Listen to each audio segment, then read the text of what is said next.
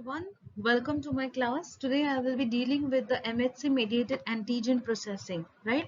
आज हम MHC के through antigen को कैसे process किया जाता है, we will be discussing that, right? Okay, तो जैसे कि हम लोगों ने देखा था, क्या देखा था हम लोगों ने ये देखा था कि जो आपका MHC होता है बेसिकली, ये देखिए आप MHC क्या है वो मेजर हिस्टियोकम्पैटिबिलिटी कॉम्प्लेक्स, राइट? हमने लास्ट क्लास ही इसके बारे में देख लिया था, यस और नो? क्या क्या देखा था हमने इसके बारे में? स्ट्रक्चर्स देखा था, वो सब चीजें हमने लास्ट क्लास डिस्कस किया था, राइट? तो आज हम एक छोटा सा क्विक रिवीजन कर रहे हैं लास्ट क्लास का, जिससे आपको बिल्कुल क्लियर हो कि क्या एमएचसी है, कैसे एंटीजन प्रोसेस करता है, इम्यूनिटी क्या है, वो सारी चीज you should be very clear, right? Okay, so अगर हम MHC की बात करते हैं, बेसिकली ये मेजर हिस्टोकम्पैटिबिलिटी कॉम्प्लेक्स है, जो कि जिनका रोल होता है टिश्यू ट्रांसप्लांटेशन में, राइट? इनके बेसिकली 3 टाइप्स होते हैं, MHC1, MHC2 and MHC3, right? अगर हम MHC1 की बात करते हैं, ये बहुत स्पेसिफिक होता है, बहुत स्पेसिफिक होता है। ये किससे बाइंड करता है? TC से। TC को हम क्या कहते हैं? साइटोटॉक्सिक टी सेल्स भी बोलते हैं, साइटोटॉक्सिक टी सेल्स भी हम उनको बोलते हैं, राइट? इनके पास जो रिसेप्टर्स है वो है आपका CD8+। ये किसके लिए रिस्पॉन्ड करता है? ये करता है आपका एंडोजिनस एंटीजन की तरफ, एंडोजिनस एंटीजन के लिए ये रिस्पॉन्स देता है, राइट? और जो भी एंटीजन होगा उसका साइज बहुत specific, that is 8 to 10 amino acid होना चाहिए। अगर ये इससे ज्यादा होता है तो उसको क्लीव करते हैं, 8 to 10 में ये क्या करते हैं? कन्वर्ट करते हैं, राइट? और अगर इससे ज्यादा होगा तो वो बाइंड नहीं कर पाएंगे, राइट? नेक्स्ट, ये आपका प्रेजेंट होता है न्यूक्लिएटेड सेल्स में, एक्सेप्ट स्पर्म। स्पर्म को छोड़ के ये हर एक न्यूक्लिएटेड सेल्स में प्रेजेंट होता है। कौन? MHC1।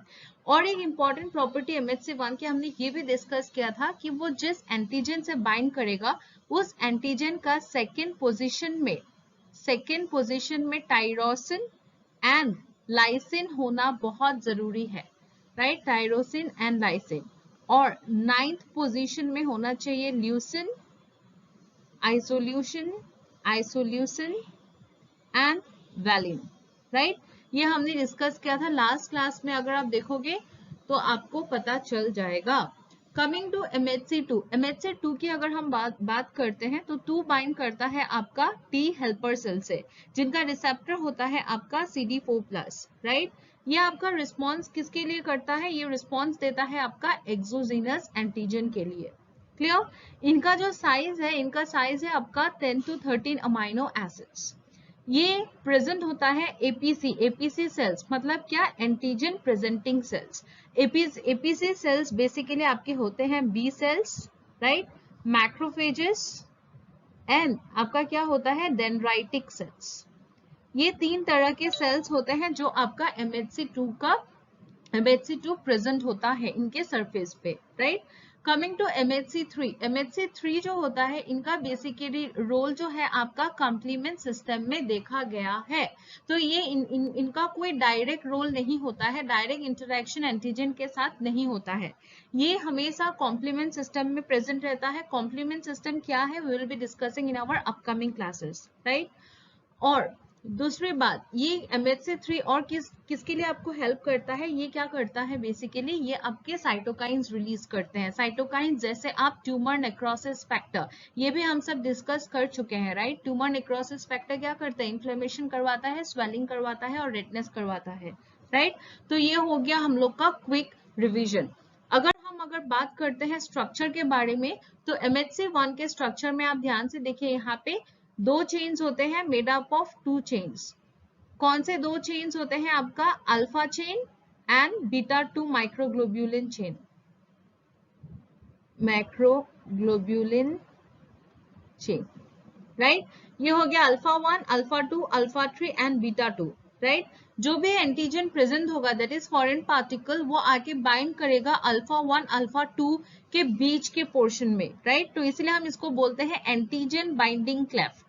एंटीजन बाइंडिंग क्लेफ्ट हम क्यों बोलते हैं? क्योंकि बेसिकली ये आपके बाइंड करेगा between alpha 1 and alpha 2, right? और जो बीटा 2 है, बीटा 2 एक माइक्रोग्लोब्यूलिन चेन के थ्रू बनता है, और जो आपका TC सेल है, TC सेल बाइंड करता है आपका अल्फा 3 के साथ, राइट। और ये MHC1 आपका प्रेजेंट रहता है हर एक न्यूक्लिएटेड सेल्स में स्पर्म को छोड़ के, राइट। अगर हम देखते हैं MHC2 में आप ध्यान से देखिए यहाँ पे अल्फा 1, अल्फा 2, बीटा 1, बीटा 2 रहता है।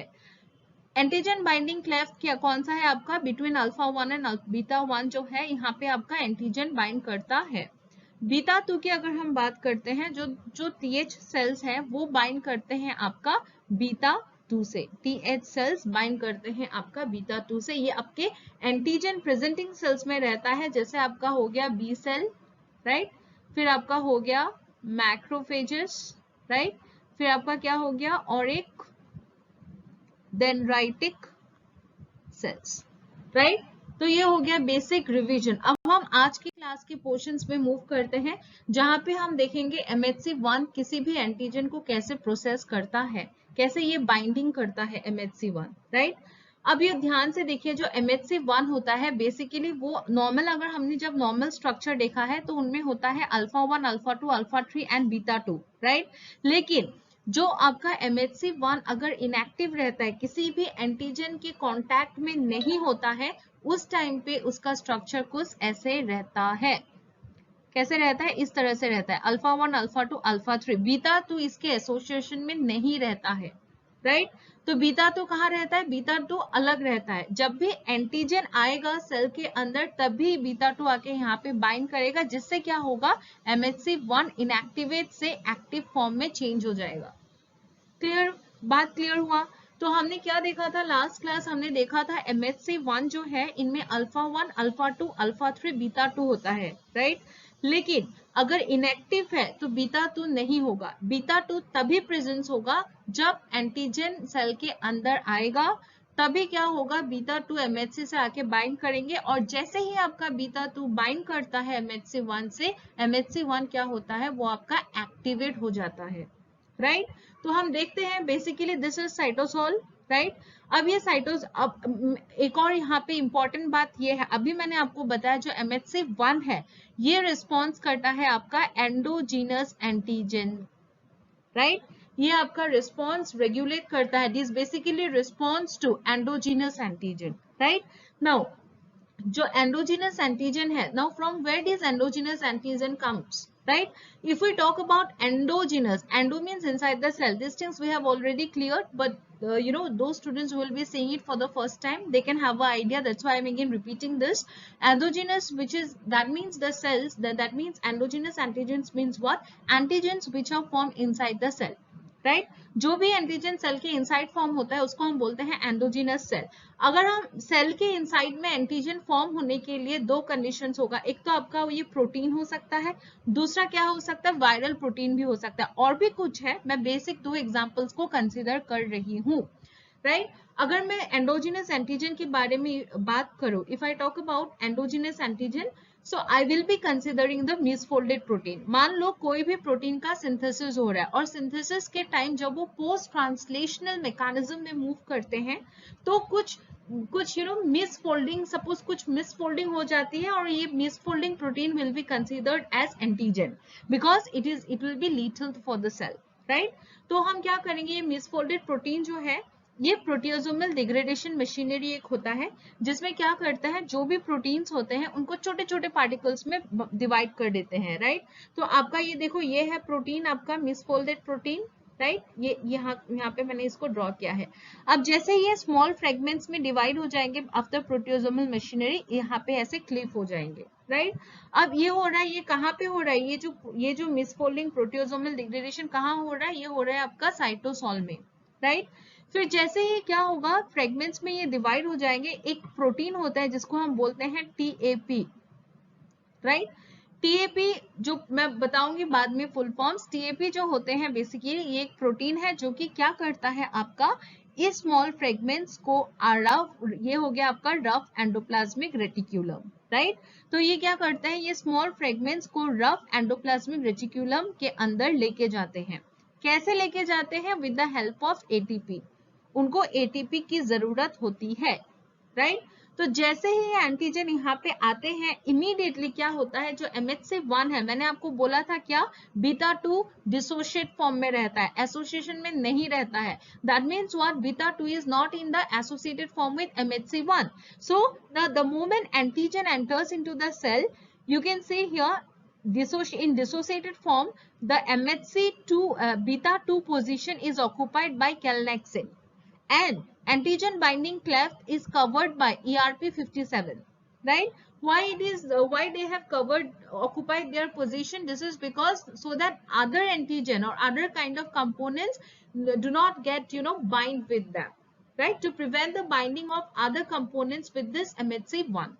समझ आया? मतलब क्या हुआ, जैसे ही एंटीजन आएगा इमीडिएटली MHC को एक्टिवेट होना है.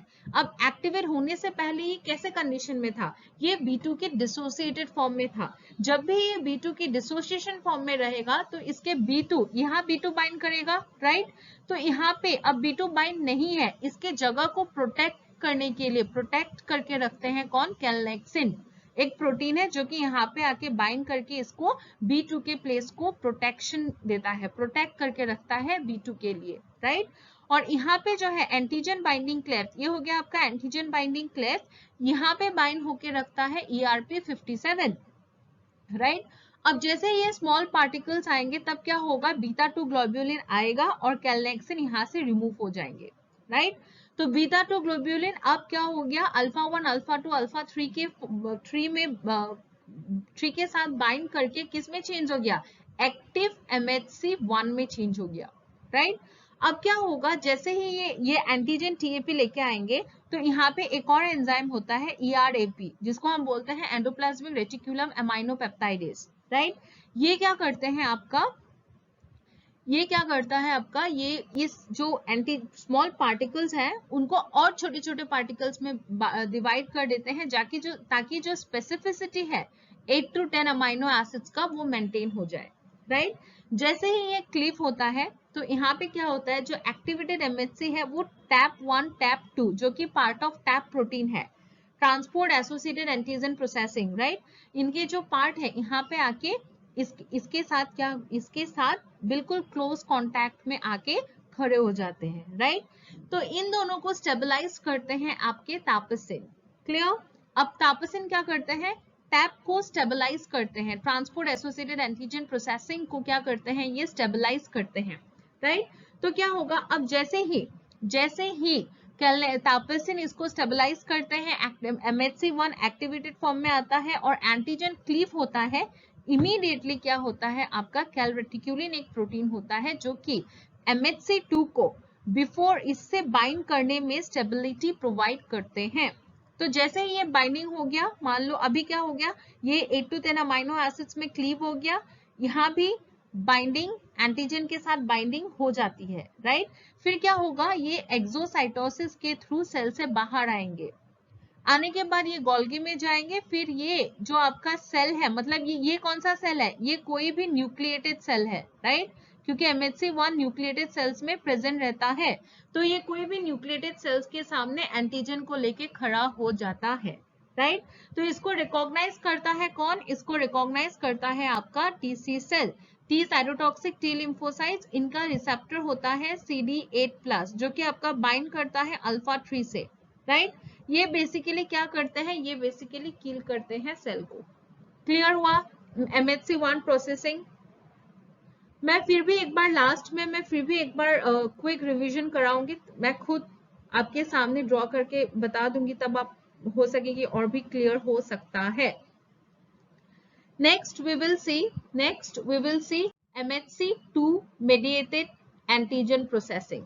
अगर हम MHC2 मेडिएटेड एंटीजन प्रोसेसिंग की बात करते हैं तो यहाँ पे बेसिकली क्या होता है, कोई भी एक्सोजिनस एंटीजन आता है, आने के बाद वो पहले एंडोजोम के टच में आता है, किसके, एंडोजोम. कौन सा एंडोजोम, अर्ली एंडोजोम, राइट? जिनका pH होता है आपका कितना, 6.5, राइट? अब ये अर्ली एंडोजोम कन्वर्ट होता है लेट एंडोजोम्स में. अब लेट एंडोजोम्स का भी pH कितना होता है आपका, इनका होता है pH 5.5, राइट? अब लेट एंडोजोम कन्वर्ट होता है आपका लाइसोजोम, जिसको हम बोलते हैं लाइसोसोम जिसका पीएच होता है आपका 4.5, right. In the mean time क्या होता है, यहाँ पे मान लो आपका एंडोप्लाज्मिक रेटिकुलम है, यहाँ पे आपका क्या प्रेजेंट होता है, MHC2, राइट। अब MHC2 में क्या होता है, ये पूरा एसोसिएटेड फॉर्म में रहता है पूरा स्ट्रक्चर, और यहाँ पे प्रोटेक्ट करने के लिए, यहाँ इस पर्टिकुलर लोकेशन को प्रोटेक्ट करने के लिए आपका एक यहाँ पे ऐसा चेन होता है जिसको हम बोलते हैं invariant chain, invariant chain, right.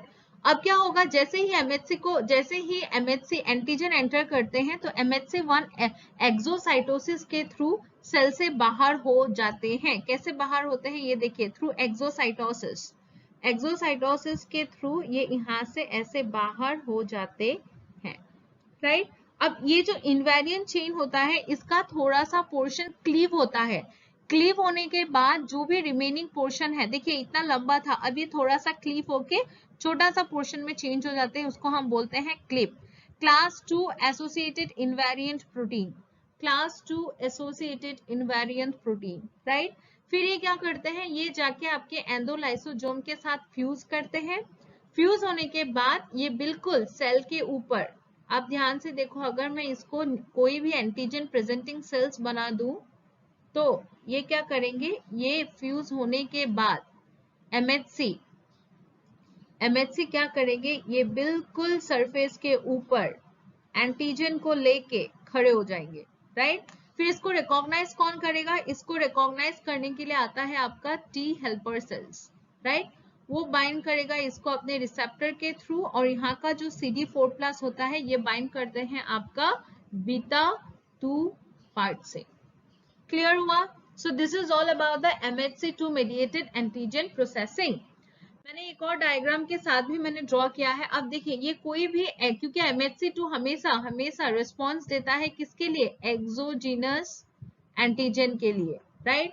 तो क्या हुआ, ये भी कोई एंटीजन है, ये एंटीजन जैसे ही रिसेप्टर से बाइंड करेंगे तो इस प्रोसेस को हम बोलते हैं receptor mediated endocytosis, right.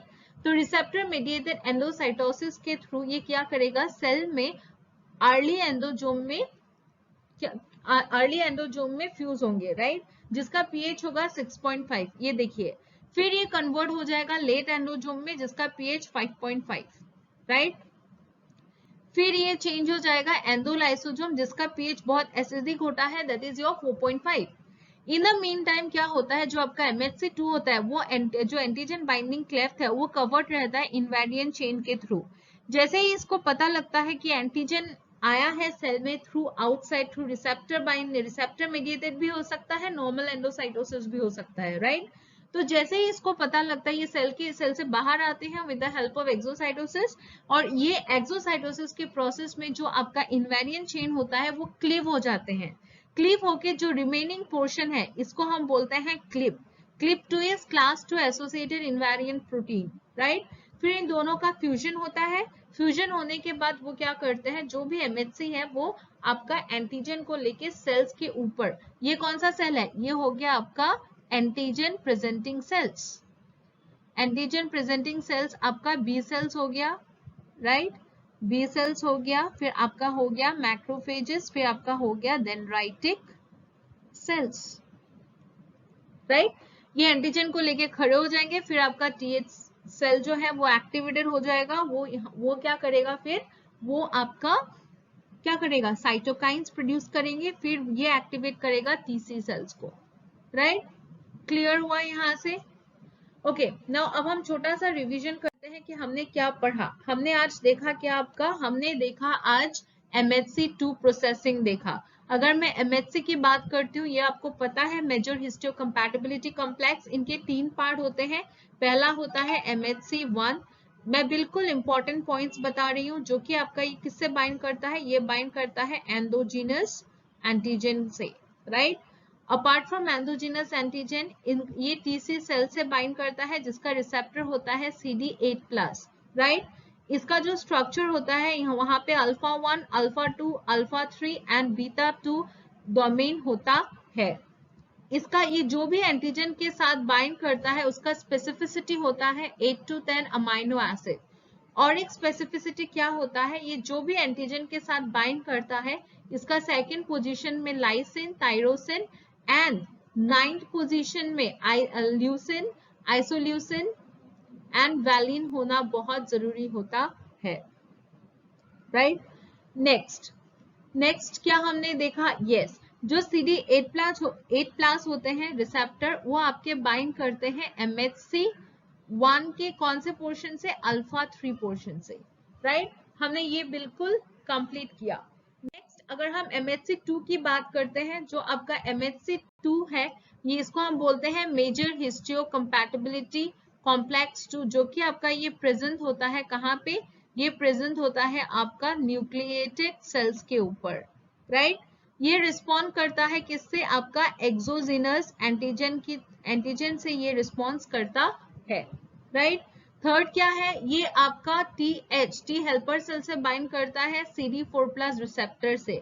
CD4+ receptor माइक्रोग्लोब्यूलिन के बीटा 2 से बाइंड करता है, राइट। फोर्थ हमने और क्या देखा था, हमने देखा था जो इसका एंटीजन बाइंडिंग साइट्स है वो है आपका 10 to 13 अमाइनो एसिड्स, राइट।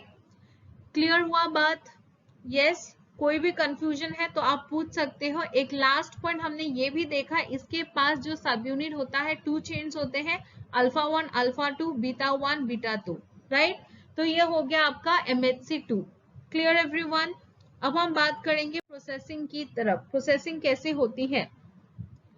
अगर मान लो मैं पहले MHC1 की प्रोसेसिंग के बारे में बात करूंगी। MHC1 में आपका क्या होता है कि कोई भी एंडोजीनियस एंटीजन होता है, कोई भी एंडोजीनियस एंटीजन कुछ भी हो सकता है। मैं मान के चलती हूँ मिसफोल्डेड प्रोटीन, जो कि हमारे बॉडी के अंदर फॉर्म होता है, राइट। मिसफोल्डेड प्रोटीन मैंने लिया। अभी मिसफोल्डेड प्रोटीन क्या होगा, ये हो गया प्रोटीन। अभी मिसफोल्डेड प्रोटीन पहले तो प्रोटियोसोमल डिग्रेडेशन मशीनरी के थ्रू, प्रोटियोसोमल डिग्रेडेशन मशीनरी के थ्रू ये आपका किस में कन्वर्ट हो जाएगा, ये आपका कन्वर्ट होगा छोटे छोटे फ्रेगमेंट्स में, राइट।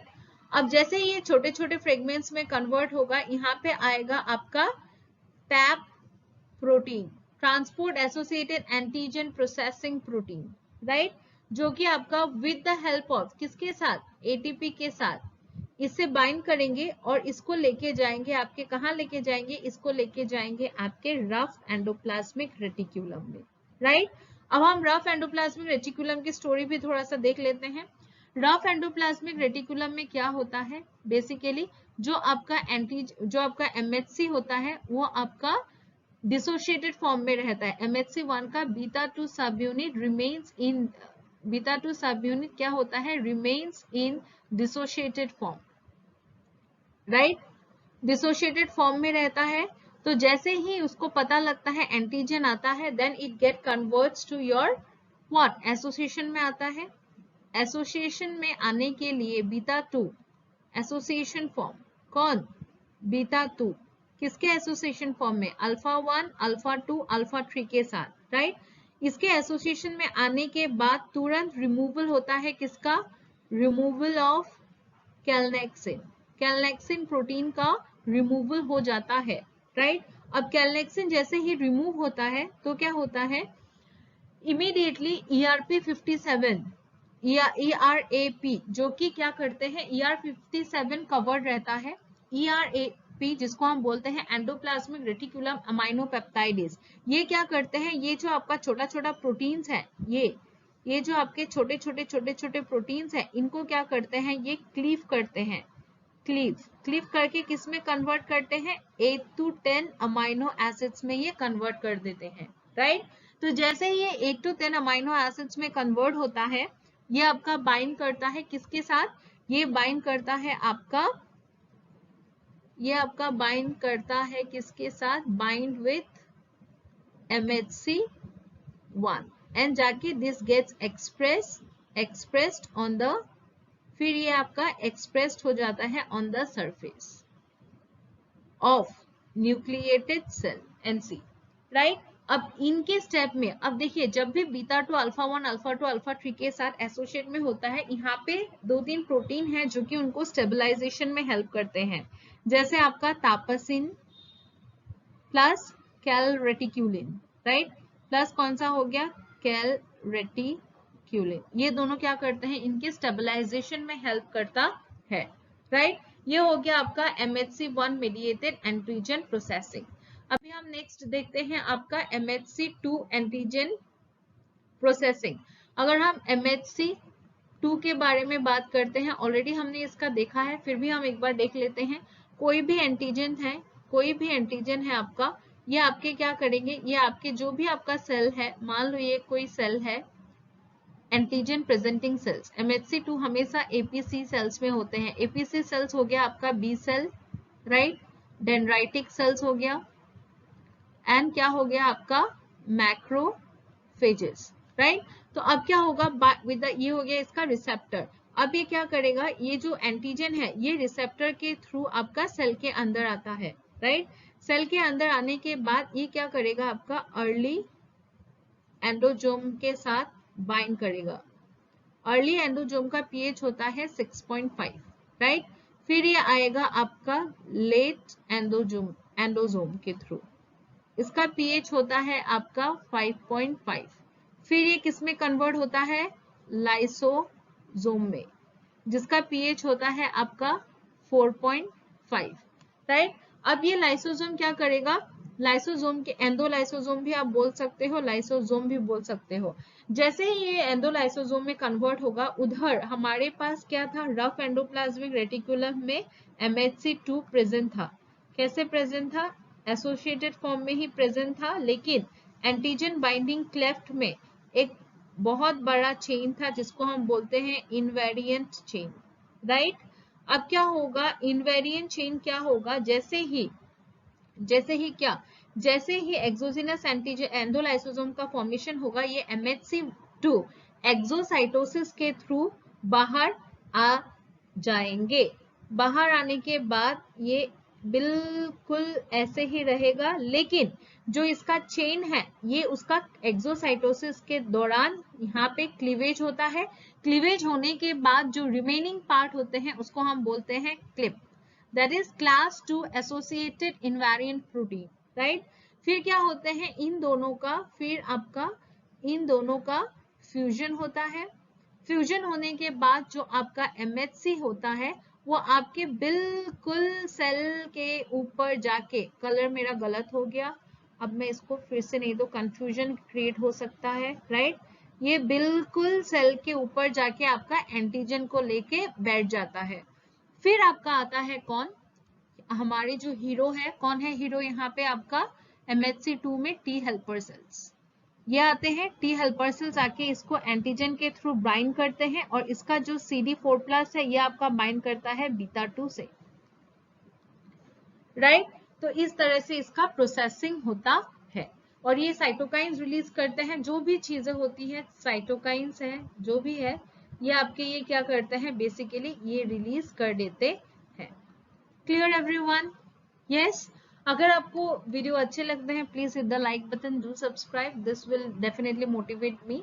एंड ऐसे ही वीडियोस के लिए आप मेरे को कमेंट भी कर सकते हो। एंड वन मोर थिंग, अगर आपको कोई क्वेरीज भी है तो आप मेरे जो मेल आईडी है डिस्क्रिप्शन बॉक्स में, वहां पे जाके आप मेल भी कर सकते हो। Thank you so much for watching the session, thank you so much.